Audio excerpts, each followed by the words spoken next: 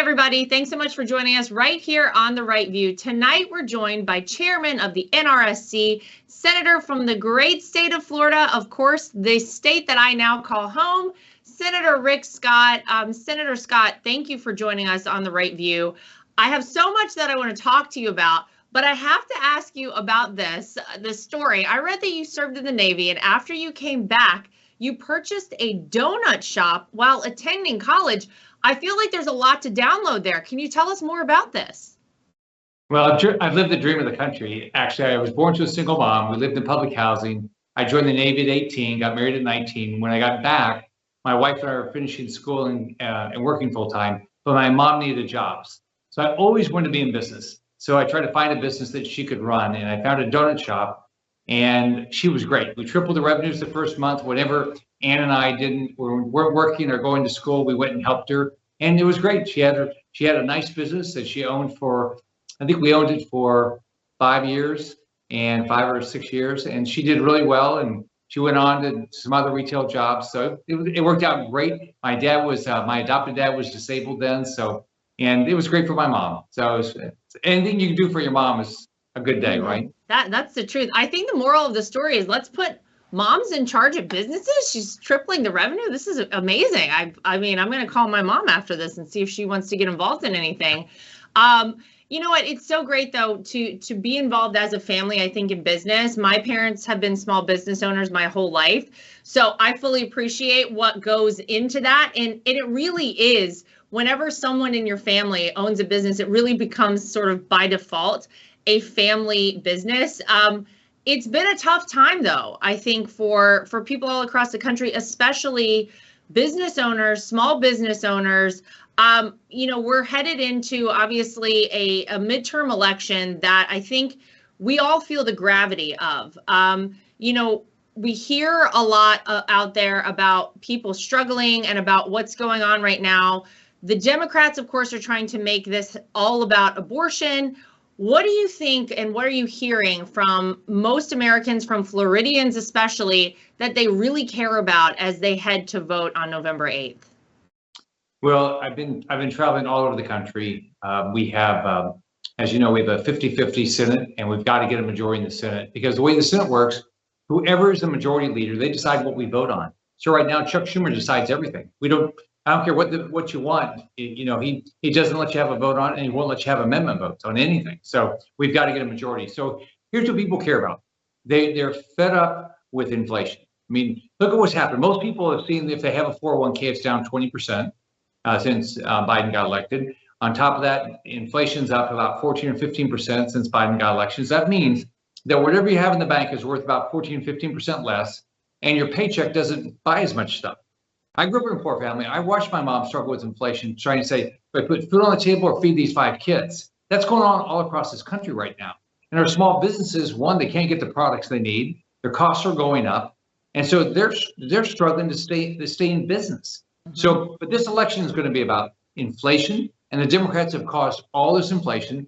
When President Trump was president, we didn't have this inflation. We had a good economy. I was at a restaurant the other night, a new Mexican restaurant down in Naples where I live, and the individual that was my server was originally from Mexico. He's a U.S. citizen, and he says, "I can't wait till a Republican controls the White House and the House and Senate, because you know what? I know I'm going to make more money again."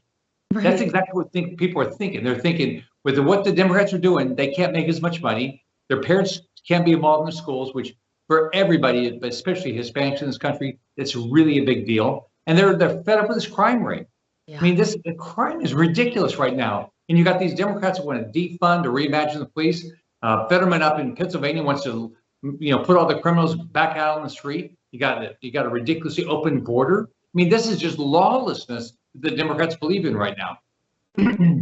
Yeah, honestly, I think it's a very, it's a serious time. You know, there are elections, and I feel like every time we come around to an election, we all say, "Wow, this is the most important one." But the way we have seen our country decline and the rapid rate at which that has happened, I think, really drives home the point to people. You can't sit this election out. This, of any midterm election, you need to get out. You need to go vote. Make sure you take people with you to vote. Make sure you are voting for Republicans, because as you just said, Senator, I mean, the Democrats have basically put us where we are right now with inflation, with the crime, with our open borders.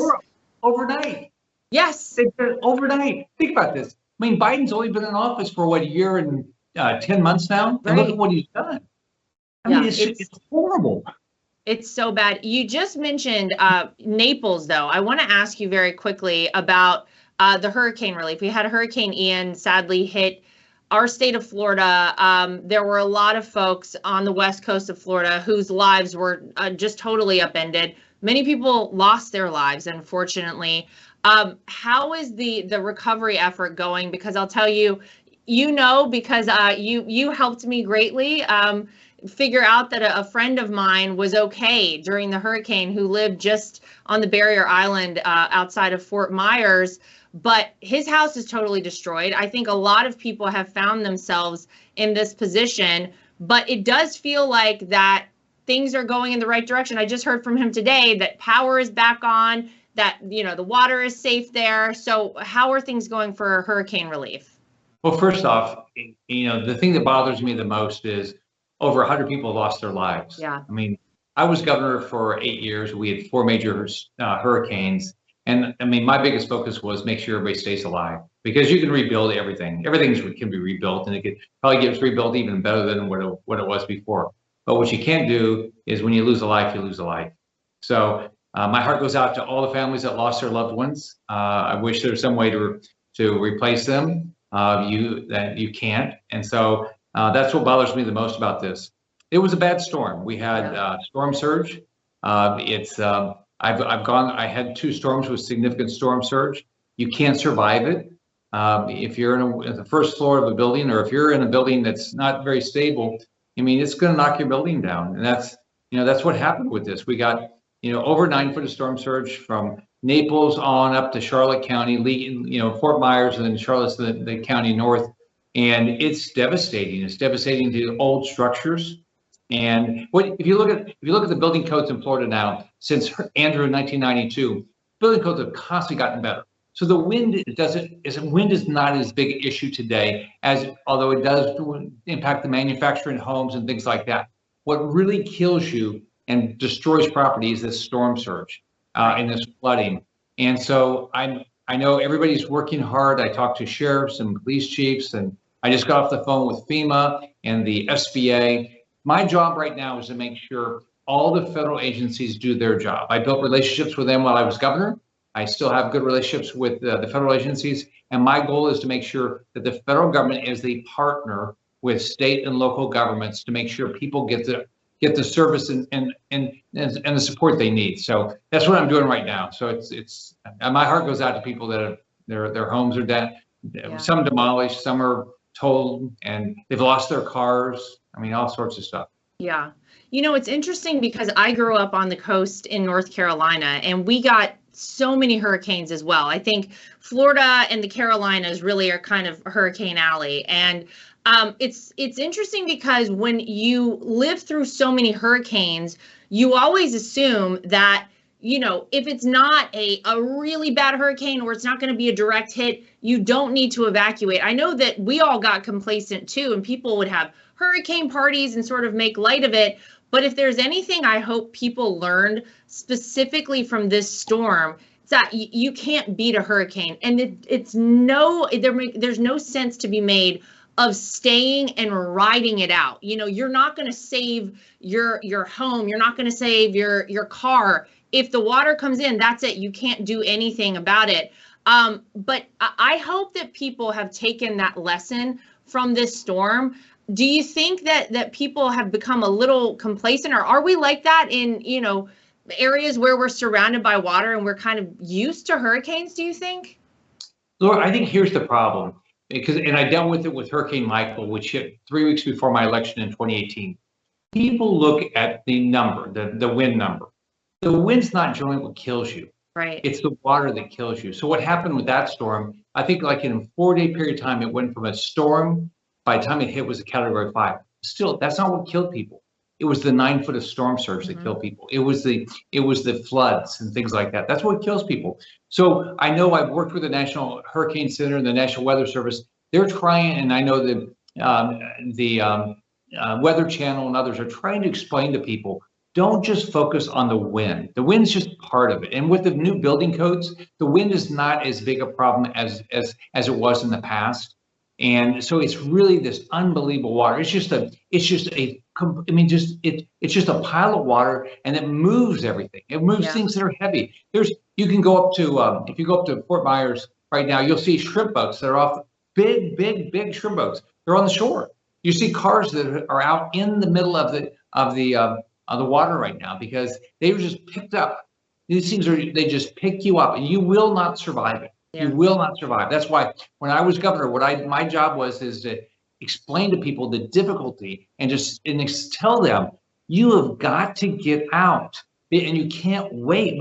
The way the system is, you can't wait until the last minute to get out, because by then you have tornadoes and you might not have shelters open. So you got to do this early. Well, I want to ask you about being governor. I think you've made an interesting transition. Of course, before you were senator in Florida, you served as governor, as you were just talking about, from 2011 to 2019. I actually first met you when you were governor of Florida. What do you find that you enjoy more, or do you enjoy them for different reasons in between being governor, senator? It's kind of amazing that you've been able to kind of do it all. What do you take from each job? I'm more of a business guy than anything. And so I always was in businesses that you could help people. Like I built the largest hospital company in the country. I had an urgent care center company. I did a variety of things like that. I think what I like is I want to help people. I've been blessed, right? I'm a guy that grew up in public housing, so I've been blessed. I get to live in a beautiful place in the country in Naples, Florida. And so my job is, how do I help people? So right now, what I have, it was great as governor. I helped 1.7 million people get jobs. We became #1 higher education, top 5 in K-12 education, 47-year low on our crime rate. That was fun. This job in the Senate, I have 9 offices in the state. And just like with this, we are helping people every day. But what I like is what can you do to change, to make it better? Because if you have a problem, like you have a friend that has a problem, if I solve your problem, I'm probably solving it for a lot of people.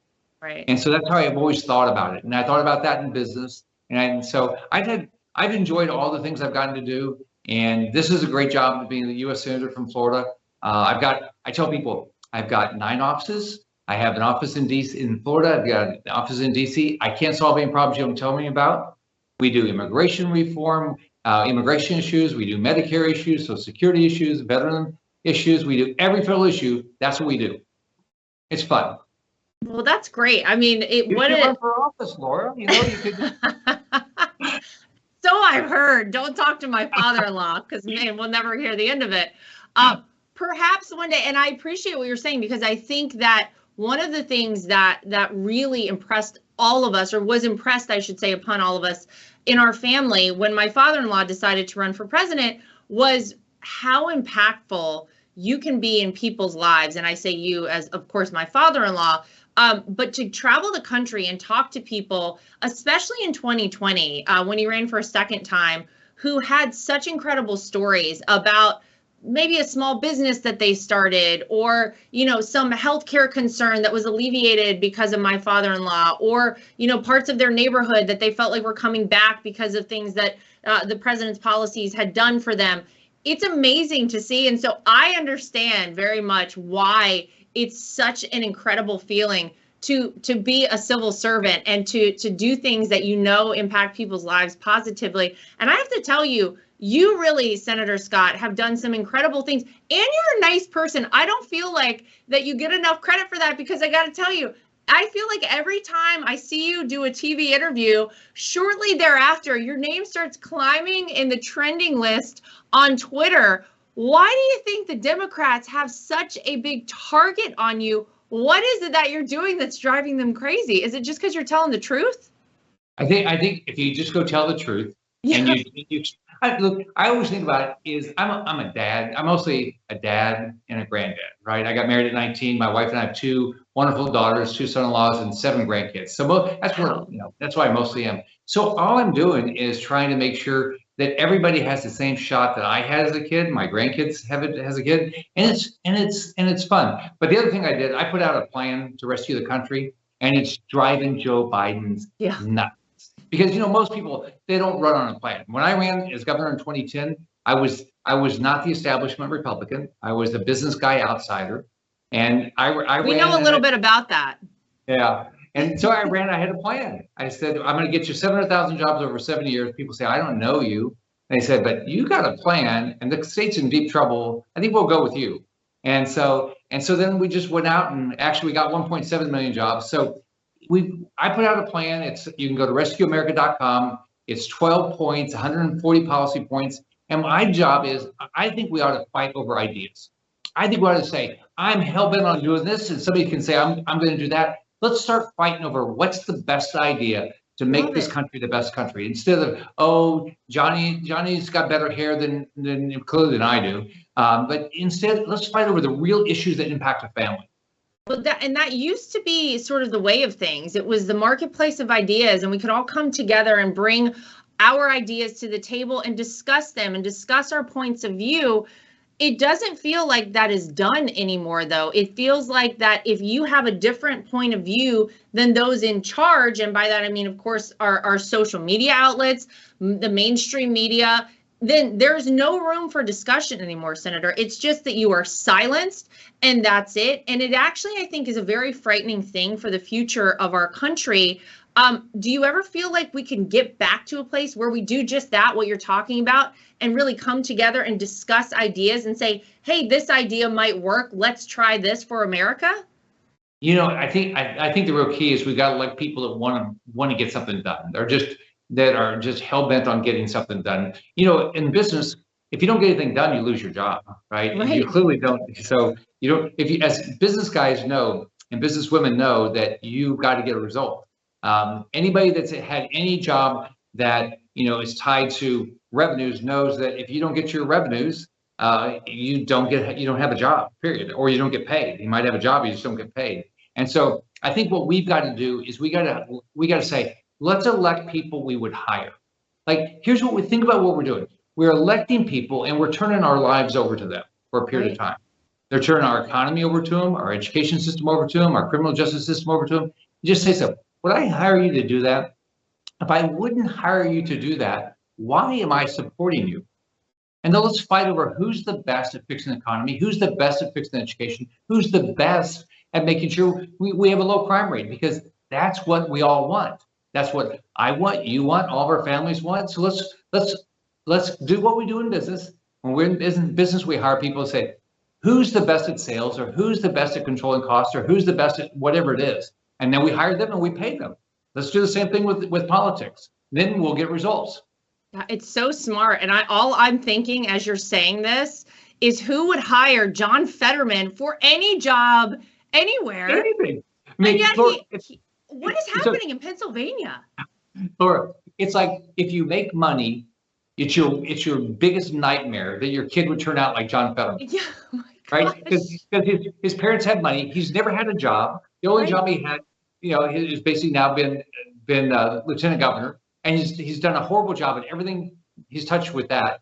So, but here's why we're going to win in Pennsylvania, and we're going to win. We're going to get at least. I was going to ask you that. What chances are you giving us in the Senate? Because I cannot imagine people are voting for Democrats right now. But then you look at the polls, Senator, and it's hard to know what to believe. Laura, here's the deal. The polls are done to make sure people don't donate to Republicans. Yeah. That's why they're done. They're not done because they're realistic. So let's look at reality for a second. First off, here's the competitive races that we can win. One, to keep 50-50, we have to win Wisconsin. Ron Johnson's never been up in a poll. He's had 2 races before this. He's up even in the public polls 5. Now he's got to continue to raise money. So everybody ought to keep giving him money. He's gonna win. He's a business guy. He's hardworking. He cares about the country. Oz had, Mehmet had $54 million spent against him in the primary. That's tough to come back from that. I've had $250 million worth of attack ads against me in my 3 statewide races. It's hard. So you got to go tell. But every week Mehmet is up in the polls. He's almost tied now. He's going to win. No one's going to go out there and vote for Fetterman, who wants. In the end. So, and we're gonna get a good turnout. Next, we're gonna win in North Carolina. Ted Budd is running a good race. Yes. The Democrats have even given up on North Carolina. So we just have to keep raising our money. Herschel's going to win in Georgia. I've campaigned with him twice last week. I'll be with him this week. Blake Masters going to win. Adam Laxalt's going to win in Nevada. But guess what else?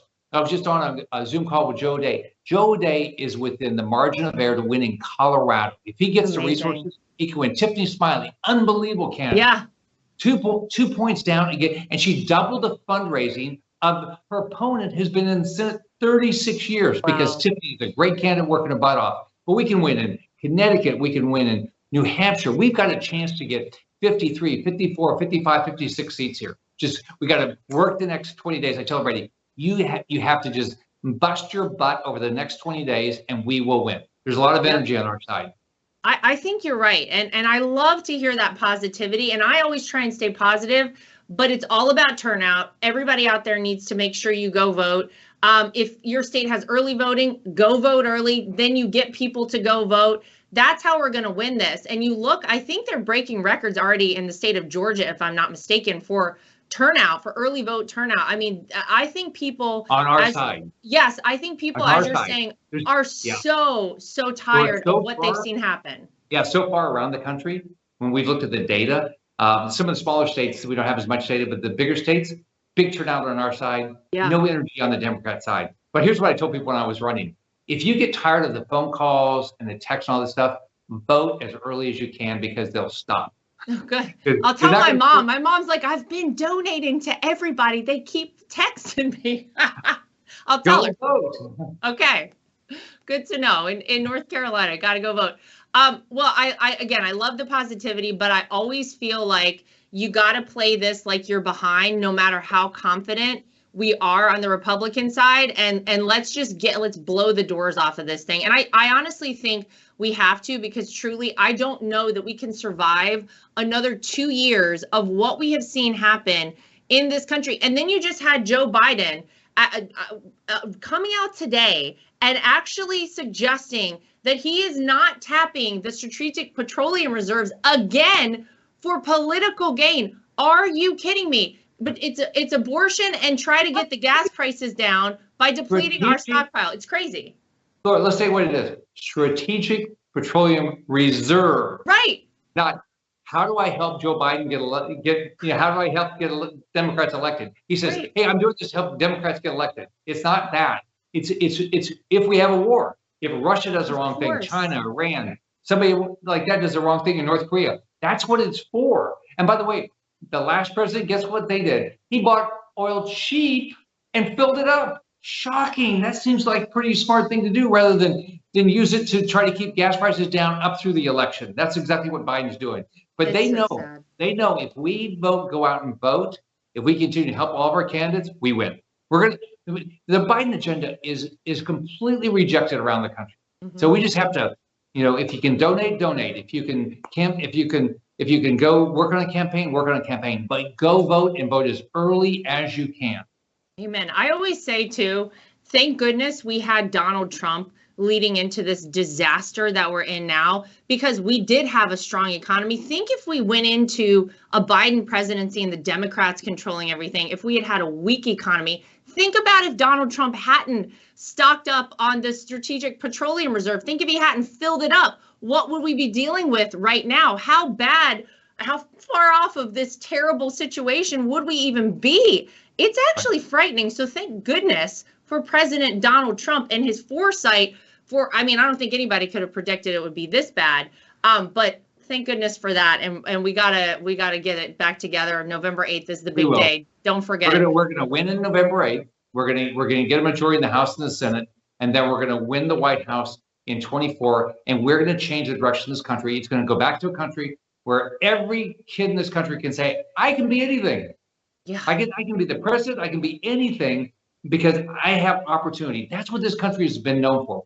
Give people an opportunity. It's a capitalistic country because in capitalism, everything gets better instead of worse. Look around the world where they have all these totalitarian governments. You have no rights, no freedom. People in Florida, a lot of them are from Latin America. They know. Mm-hmm. Because they've seen it firsthand. They've seen it happen, and they know we do not want it to happen here. All right, before I let you go, you just talked earlier about your 7 grandchildren, which I think is amazing. Is there any foresight you have? Do you think any of them may be following in their grandfather's footsteps in politics one day? Any insights? I'll tell you a funny story. So my oldest is 10. They moved to Tampa a year ago. And so in their class, you could run for the Senate. And so he didn't know, if 1 week he's there, 1 week, he doesn't know anybody. So he calls me and say, what do you think? How should I do my talk? So we talked about that. And he said, Grandpa, I know I don't know anybody, but if you don't run, you can't win. And so I'm going to run.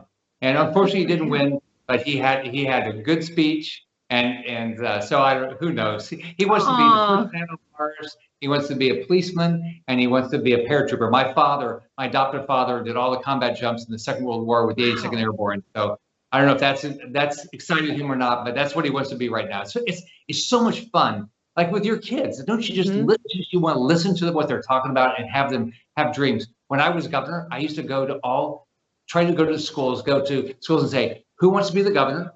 I say, you get to live in a mansion, you can eat whatever you want, you get Secret Service, you get the president. I said, by the end, everybody's going to be the governor. So in about 30 years, we're going to have 100,000 people running for governor in Florida. I love it. That's so great. Well, look, yeah, no, it's so good, I think, to get the younger generation excited and inspired. And I love so much whenever my kids talk about, my son always tells me he wants to be a police officer too. But don't forget, you had the Democrats trying to cancel the Paw Patrol police officer. So I'm happy to see that it's not rubbing off, at least on the very young generation. We're going to get it all straightened out for them. But Governor and Senator Rick Scott, thank you for joining us, and thank you for all the hard work out there. I know that you're all over the country. I see you all over TV. And look, we got to make this final push and get everybody out to vote and vote Republicans in so that we can take this country back, because I think that's the only hope we have. It's all up to us. Like my mom always told me, everything is your fault. If we don't win, it's each of us up responsibility. We're going to win. I love it. Love the positivity. All right. Well, we'll let you get back out there on the campaign trail. Thank you for joining us. And to everybody at home, as always, thank you so much for joining us. We'll see you back here next time for more.